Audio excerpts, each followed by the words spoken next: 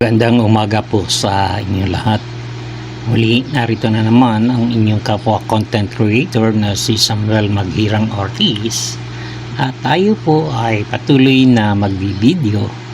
Ang lugar naman po ng ating pinagbibidyohan ay dito sa business establishment or business place ng Ortigas. At tayo nga po ay galing diyan sa Mandaluyong. At atin pong tinatahak ang lugar na ito kung saan ang mga building dito sa may Ortigas ay napakarami. Makikita ninyo na talagang magaganda ang lugar na ito sapagkat ito nga po ay business place kung saan ang Ortigas ay naririyan. At tayo po ay lalabas kasi ang ating pong destination ay pupunta tayo sa Laguna via Ortigas Avenue. Diyan sa may part ng Pasig. Ayan, tayo po ay patuloy na dumaraan dito sa loob ng business establishment ng Ortigas at atin pong tinatahak ang lugar na ito at ang atin pong tutumbukin na daraanan ay sa may tapat ng Meralco. Ayan, tayo po ay patuloy na nagbibideo ito dahil nais ko lang pong i-share sa inyo at ipaalam ang lugar na ito na baka sakali kayo ay baguhan dito sa lugar na ito ay madaanan ninyo ang lugar ng papuntang Ortigas. At ito nga po ay atin pong binabaybay, atin pong tutumbukin ay ang lugar na kung saan naririyan ang Ortigas. At pansamantala ay naririto pa rin po tayo sa loob ng business establishment dito sa may Ortigas. At andyan din po ang Mega Mall, ang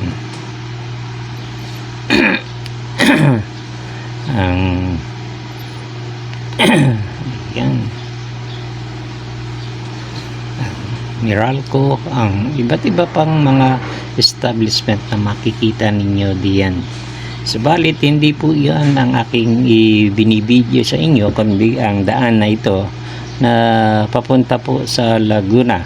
Kung kayo po ay napapagawi dito at pupunta kayo ng Laguna, pwede po kayong dumaan dito sa Ortigas Avenue patungo doon sa may Antipolo.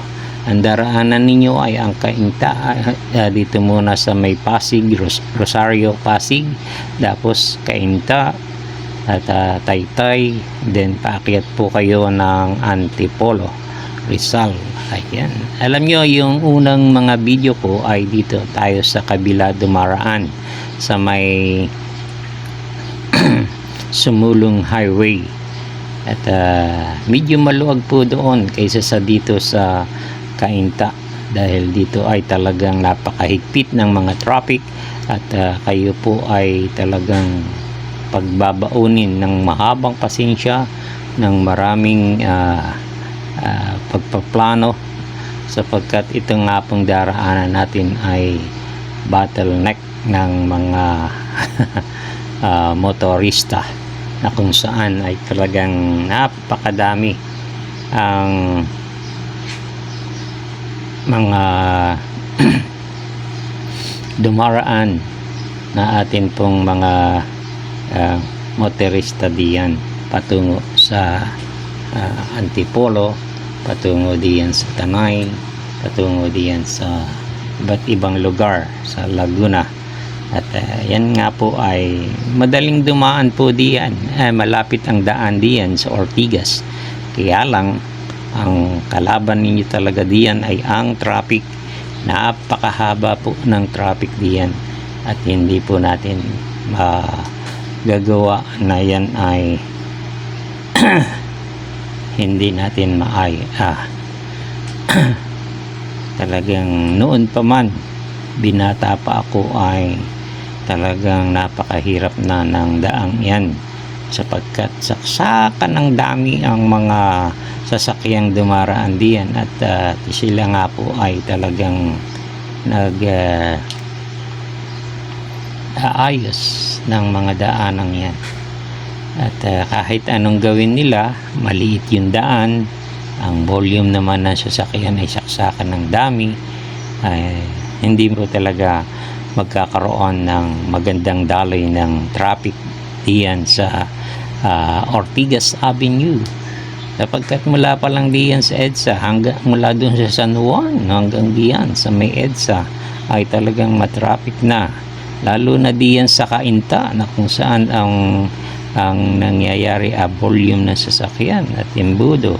Merong papunta sa Pasig, may papunta sa Quezon City, at papunta sa Taytay. At yun, kung kayo ay daraan naman sa may Taytay, pupunta kayo ng Binangonan, ay pwede kayong dumaan diyan at talagang laki naman, mahaba ang inyong daraanan. At inyo pong patuloy na makikita na yan ay isang lugar na kung saan ang inyo pong mga mga sasakyan ay dapat well maintained at hindi mag-overheat, sapagkat ang traffic ay talagang inyong madaraanan. Yan, punta na nga po tayo diyan sa Ortigas Avenue, or ayan, tayo po ay papunta na diyan sa lugar na kung saan ay heavy ang traffic. At makikita ninyo diyan ang talagang ang mga daanan, at sa itaas po ay ang C5, C5 na daraanan ninyo. Ayan. Kung kayo ay galing sa South Luzon Expressway, madaraanan ninyo yung sa itaas. Ito naman ay sa may Rosario, Pasig, at tatawid lang po ng tulay. Then ayan, at dyan na po ang Rosario, Pasig. Pagkalampas naman po niyan ay ang Cainta sa may Rizal, kung saan ay yan po ang talagang bottleneck ng mga motorista. At mahabang pasensya po ang inyong ilalaan diyan. Kaya kung kayo ay may edad na, mga senior citizen, at yan po ang nangyayari, kinakailangan ay may dala kayong urine bottle or arinola para kung kayo maihi ay hindi na kayo bababa ng sasakyan. Ang problema ay talagang marami ang ganyan, ang C5 daraanan ninyo.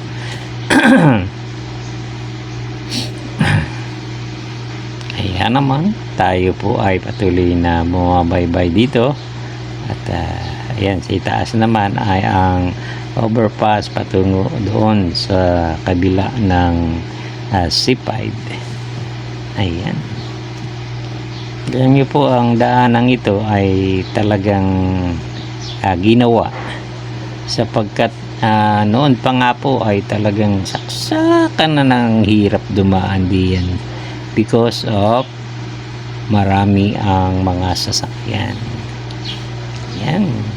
Pero pag tiningnan ninyo po ang lugar na ito ay talagang mamamangha na kayo, dahil noon ay halos two-way lane lang po ang dinaraanan ng bawat isa, pero ngayon ay may mga dinagdagan na yan. Kaya lang talagang marami pa rin ang traffic na dinaraanan, marami pa rin sasakyan ang dumaraan. Ayan na nga po, ang inyo pong lingkod ay medyo nahihirapan din mag-drive diyan sapagkat ay edad na rin. At kahit na tayo po ay bihasang mag-drive, ay meron pa rin tayong mga pagkakataon na nagkakaroon ng hindi maayos na pag the drive. Tingnan ninyo itong lugar na ito. Ayan, ay dire-diretso po hanggang doon sa may Antipolo Rizal. At maganda naman po ang daanan diyan. Maiksi ang akyatin, hindi katulad doon sa Sumulong Highway na mahaba ang akyatin. At marami din ang sasakyan na dahil nakita ng mga motorista na mas madali ang dumaan doon at hindi ganyang kasikip ang mga sasakyan. Dito naman po sa lugar na ito ng Ortigas ay napakasikip ang mga ang daan dahil sa marami ang sasakyan nga po na dumaraan dito. Ang problema ay yan, lagi kayong matatraffic before na makarating kayo, siguro mga 1 hour bago kayo makarating doon sa pag-akyat sa may papuntang Antipolo Rizal. Kung kayo kakanan ay papunta po kayo ng Binangonan, Angono at ayan, yan po sa Taytay. Tingnan ninyo ang mga sasakyan diyan. Ayan. Talaga lang lalaan kayo ng inyong oras sa pagdaan diyan sa Ortigas Avenue. Napaka-traffic po ng lugar na yan. Subalit na daanan natin kasi Sabado po yan nung kami dumaan at maaga pa at yan siguro mga 8 or 9. So Saturday wala naman pasok ang mga estudyante, kaya naman hindi ganyan kasikip ang traffic diyan ngayon. Bagamat kahit Sabado ay talagang matraffic, kahit na anong gawin mo ay traffic talaga ang inyong daraanan diyan papuntang Antipolo Rizal. Tingnan ninyo po ang mga lugar na yan kung saan ay dyan po kayo kakaroon ng pag-build up ng mga traffic. Ayan. At yan pa pala hindi ko yata napansin na nasa C5 lang palang pala tayo. But anyway, ang video ito ay para paalalahanan din yung ating pong mga motorista na kayo po ay patuloy na maglaan ng inyong oras, magplano para sa pagbibigay ng pagdadrive at paggawa ng mga dapat ay gagawin ninyo. Kung kayo ay naiihi, mapupupo, ay gawin nyo na, alisin nyo na muna. At kung kayo ay gugutom, magdala na lang kayo ng mga pagkain. But huwag ninyong dadamihan at huwag ninyong lalakasan ang kain. Baka naman diyan sa daan ay doon kayo abutin ng sama ng tiyan at mapapawiwi naman diyan sa daan. At pag hindi nyo na kaya ay mahihirapan kayong tumabi sapagkat napakahirap din ng mga gas station diyan, mga Jollibee, napakahirap mag-park. Kaya naman ay patuloy po kayong magplano. Huwag basta aalis ng gano'n na lamang. Kung kayo ay diyan daraan ay inyong ikuan ang inyong mga sarili sa pag-aalis. Inyo pong pansinin ang lahat ng iyan.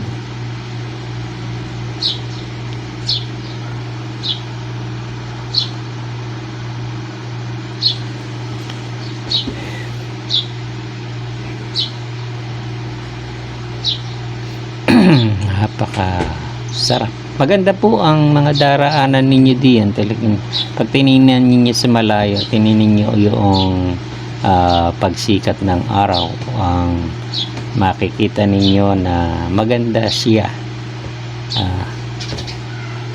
At Iyan ay inyo pong mararanasan at mayroong pag-asa na inyong matatanaw kung kayo ay titingin sa kalangitan, sapagkat ang ating pag-asa ay sa Diyos lamang. Wala pong problema kung yan ay inyong malalaman at inyo pong malilimit sa inyong mga kaisipan na kung saan ang Diyos ay laging nakatanaw sa atin. Tingnan ninyo yung sikat ng araw sa umaga. Yan po ay tanda na may pag-asa, na hindi kayo dapat mawala ng pag-asa sa buhay. Huwag kayong magkaroon ng panghihina, bagkus ay move on lang tayo. Lagi tayong tumingin na meron pong Diyos na nagbibigay sa atin ng pag-asa. At sa inyo naman na ngayon ay nakakaranas ng mga problema, inyo pong patuloy na ipagkatiwala sa Panginoon ang inyong mga alalahanin at mga problema.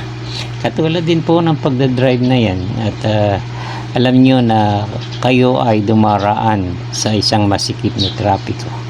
Subalit, pag kayo nakalampas na diyan ay malaking kaginhawahan at magiging mapayapa ang inyong isipan. Ganun din po sa buhay ng tao. Tayo ay laging dumaraan sa isang pagsubok na kung saan ang akala natin ay wala ng pag-asa, pero laging andyan.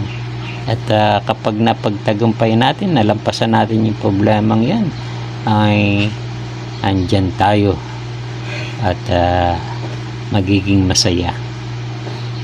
Tingnan ninyo naman ang sikat ng araw, napakaganda. At inyo pong makikita na iyan ay talagang pag-asa. Sa kabila ng ulap ay may liwanag na darating. Yan ay mga kasabihan po na siyang tunay na nangyayari. At balik po tayo dito sa traffic ng ating dinaraanan. Tingnan ninyo, ito po ay malapit na sa Taytay, or sa if I'm not mistaken ay sa Cainta. Ayan ang lugar na yan. Nung ako ay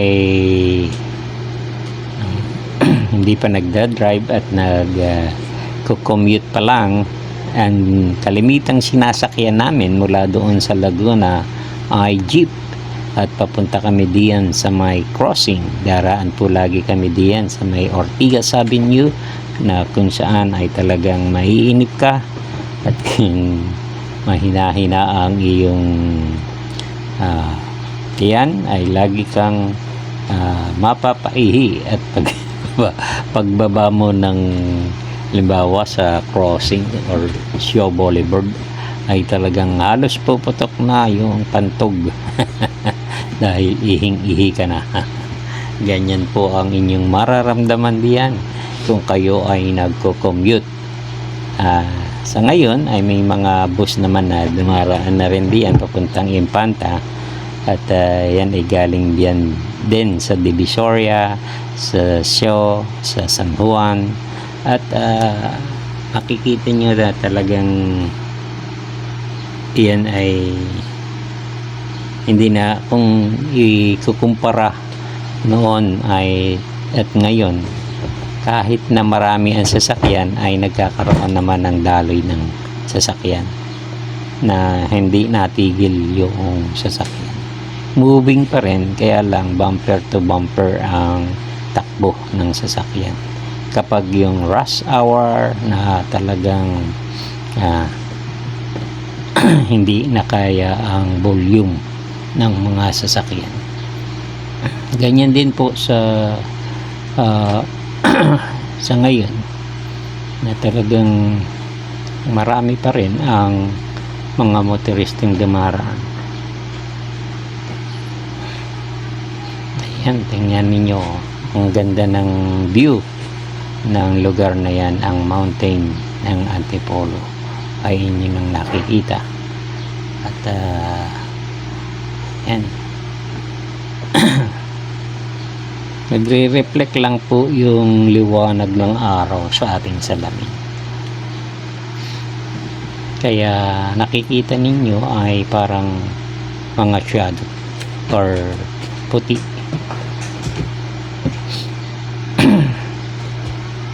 Ayan, tingnan ninyo po. At malapit na tayong umakyat diyan sa bundok ng Antipolo, Rizal. At ang lalabasan nga po natin ay sa Kapitolyo ng Antipolo sa may Inaris Stadium din.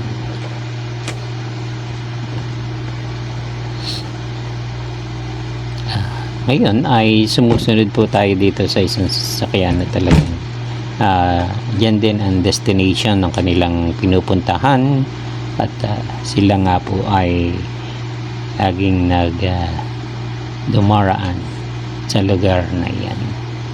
Kaya naman huwag po kayong mawawala ng pag-asa. Every time na kayo ay daraan diyan, make it challenge sa inyong buhay. Na yung lugar na yan ay gagawin nyo na lang na parang pagsubok sa inyong mga patience or pagtitimpi sa inyong sarili na pagdadrive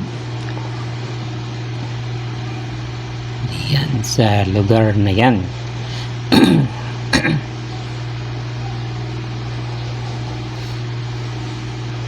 Hindi nyo mahaba-haba din ang dinaraanan natin papunta lang diyan sa may Taytay, Rizal.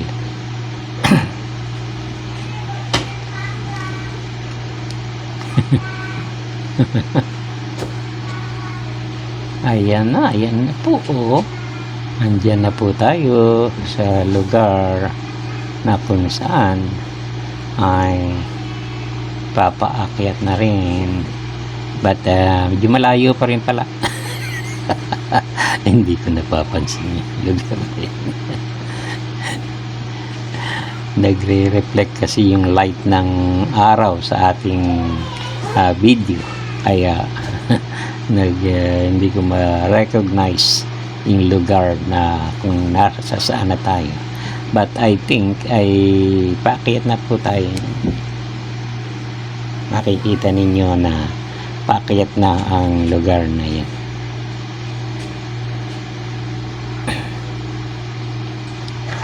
Ganyan lang po talaga ang dali ng mga sasakyan diyan, paakyat ng Antipolo, Rizal.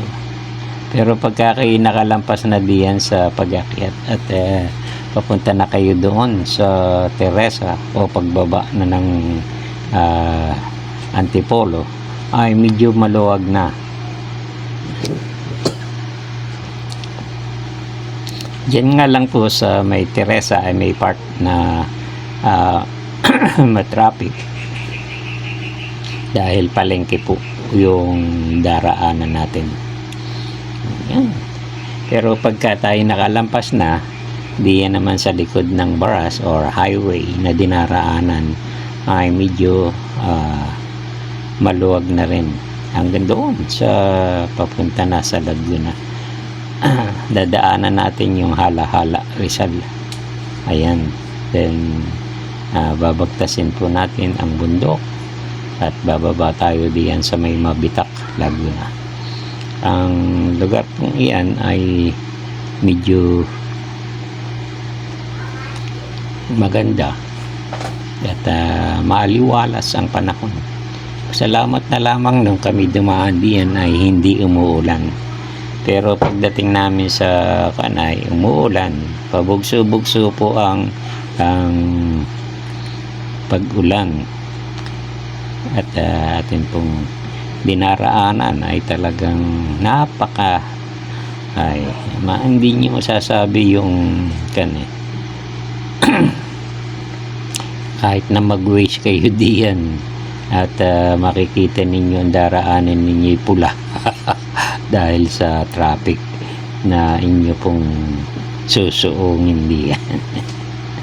Ayan, marami po tayong mga lugar na dapat daanan. At yan nga po ay isang magandang daan para magkaroon.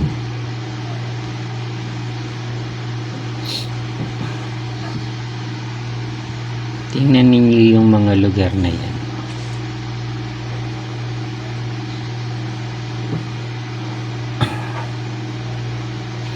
Mag-uunahan. Dapat pag ikaw ay driver, diyan ay talagang alerto ka. Huwag kang babagal-bagal ng patakbo or sa arakada ay sisingitan ka diyan kasi talagang kinakailangan mo mauna. Dahil nga sa traffic na dinaranas ng mga motorista. Pero yan ay magandang daanan, challenging ang road na yan, at isang paalala lang na lagi tayong magpipray bago umalis para hindi natin maaksidente, especially yung mga motor na dumaraan diyan. Talagang sila ay laging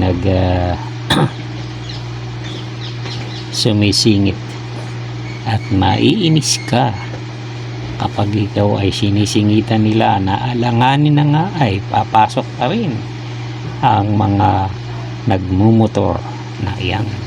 Yung mga kamote driver ay sasawaan kayo sa kanila sa lahat ng kanilang mga ginagawa.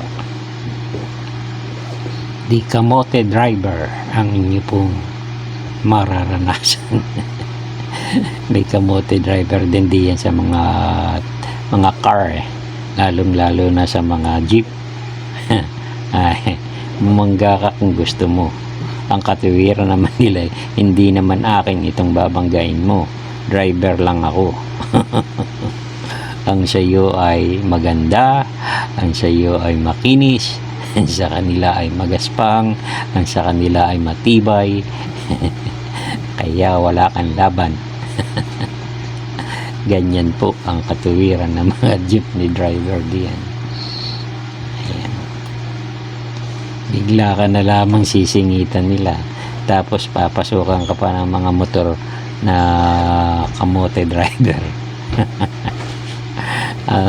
Ang inyo pong lingkod ay laging nakakaranas ng ganyan kapag tayo po ay nagdadrive, at lagi po nating nakikita na sila ay isang banta sa ating buhay. Banta sa ating kaligtasan. Kaya naman doble ingat. Kung kayo ay doble ingat, sila ay walang pakundangan kung mag-drive, at wala silang pakailam kung ikaw ay mabangga, mabangga mo sila. Babayaran mo ang kanilang katuwiran sapagkat ang kanilang sasakyan ay 2 wheels lang.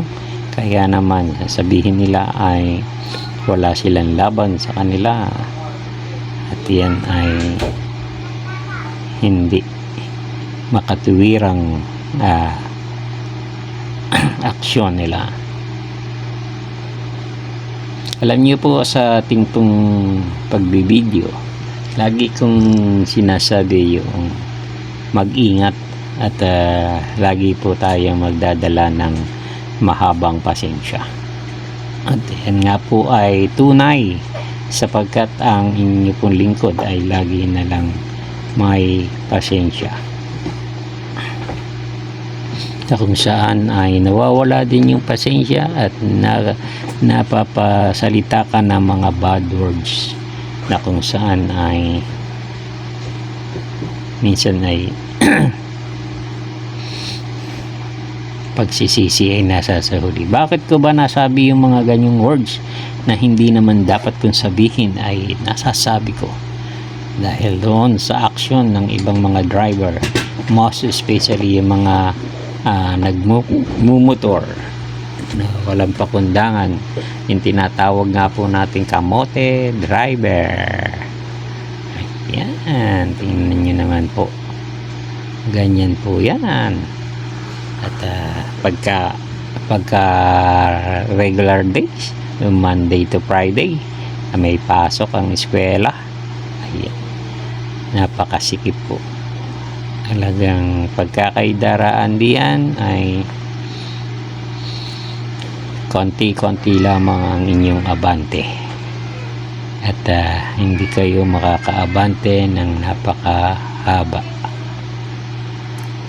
dahil sa yan ay talagang heavy ang traffic ng lugar na yan.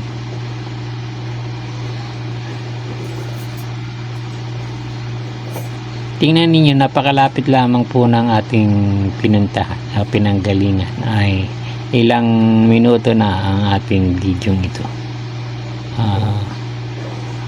Na kung tutuusin, mga 10 to 15 minutes lamang ang travel natin diyan, ay maabot po tayo ng halos ang oras din bago makarating sa pag-akyat ng Antipolo.